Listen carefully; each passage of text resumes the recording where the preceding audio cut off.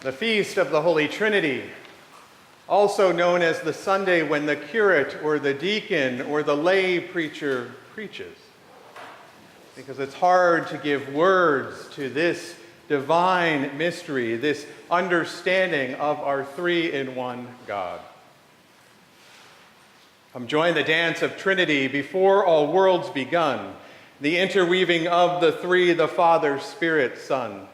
The universe of space and time did not arise by chance, but as the three in love and hope made room within their dance. These words of our sequence hymn for today remind me of the challenges of defining and describing the Trinity. But I love this image of a dance. Some of us dance freely. Some of us dance clumsily. Some of us are the first ones on the dance floor, and others of us need to be dragged out. Think of life as a dance.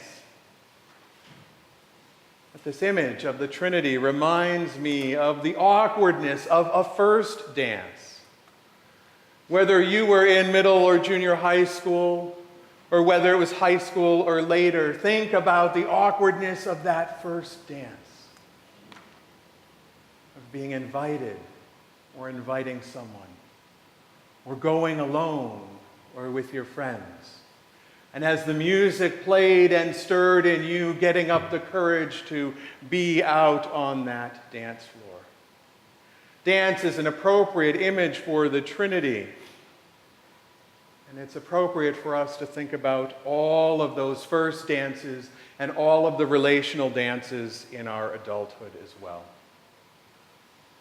This morning, I'd like you to be a little creative with me. Imagine, if you will, that you are alone at a dance, and the only safe spot in the room are the chairs that are arranged against the wall.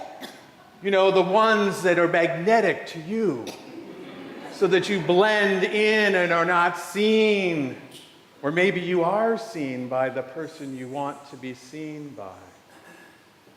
They're safe. But the reality is that they keep getting rearranged.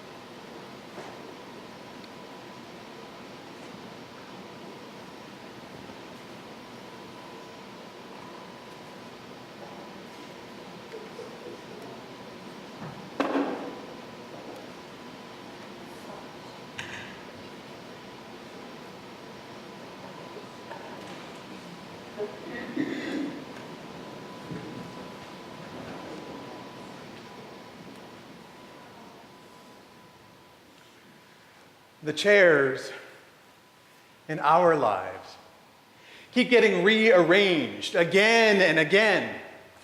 Sometimes you'll walk into a familiar space and the furniture's been moved. Sometimes that happens in church when the senior warden encourages you to sit on the opposite side of the church. Or you come home late at night and drop your keys on the table only to have them fall onto the floor. Sometimes we rearrange the chairs in our lives, but most often they're done for us. And sometimes we find ourselves with the chair being pulled out from under us. The good news is that these chairs also represent the Holy Trinity, our three-in-one God, Father, Son, and Holy Spirit, ever present and in our midst. At 8 o'clock, I had the chairs facing outward, and there was great theological discussion during coffee hour. If God is fully with us and relational, wouldn't God be more easily accessible to us and face outward?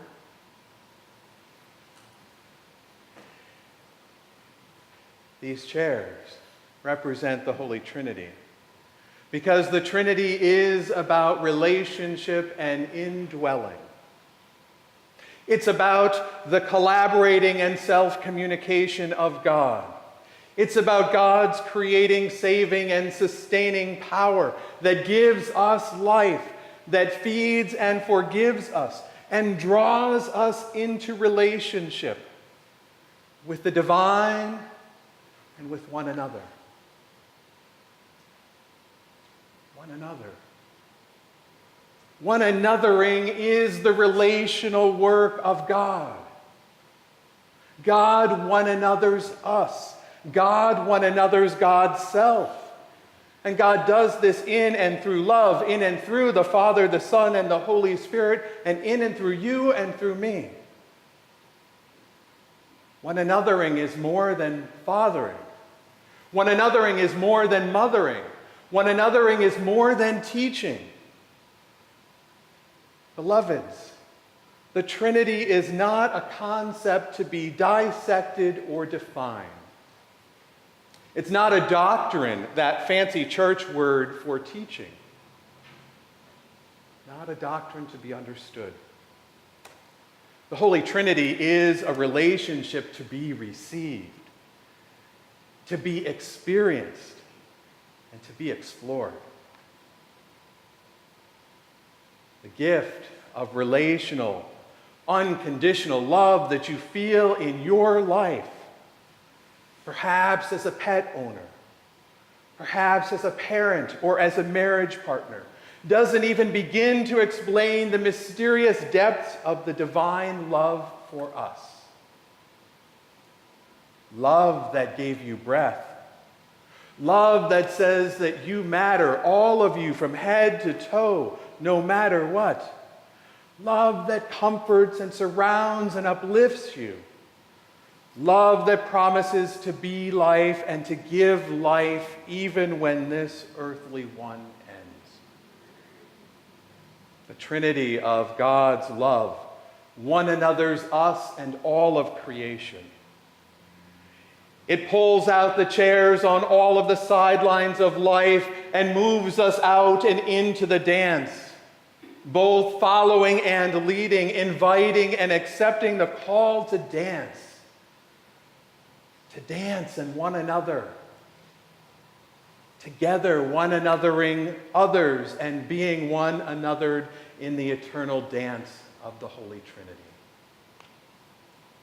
Within the dance of Trinity, before all worlds begun, we sing the praises of the three, the Father, Spirit, Son. Let voices rise and interweave, by love and hope set free, to shape in song this joy, this life, the dance of Trinity.